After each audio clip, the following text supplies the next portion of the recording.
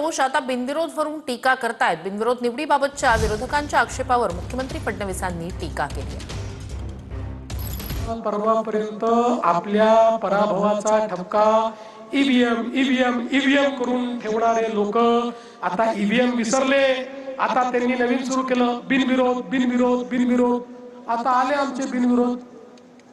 आता या ठिकाणी जर काही उमेदवारांना असं वाटलं की भाजप शिवसेना महायुती अपराजित आहे, यांच्यासोबत आम्हाला लढून फायदा नाही, तर त्यांनी परत घेतला तर आमचे अविरोध आले। तर मुंबईचे महापौर मराठी आणि हिंदूच होणार असं वक्तव्य मुख्यमंत्री फडणवीसांनी केलं होतं आणि यावर उद्धव ठाकरेंनी टीका केली। फडणवीस, तुम्ही हिंदू आहात की नाही ते आधी सांगावं असं उद्धव ठाकरे म्हणाले। मुंबईचा महापौर कोण होणार असा मुद्दा देखील आला। मी परवा स्पष्ट सांगितलं, आता आमच्या एकनाथ स्पष्ट सांगितलं, मुंबईचा महापौर महायुतीचाच होणार, मुंबईचा महापौर हिंदूच होणार आणि मुंबईचा महापौर मराठीच होणार। आव्हान देतोय, फालतूवाद घालू नका।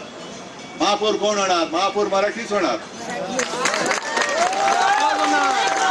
आता ते म्हणताय महापौर मराठी आणि हिंदू होणार। मराठी म्हणजे हिंदू ना, मग तुम्ही मराठी माणसाला हिंदू नाही मानत देवेंद्र फडणवीस?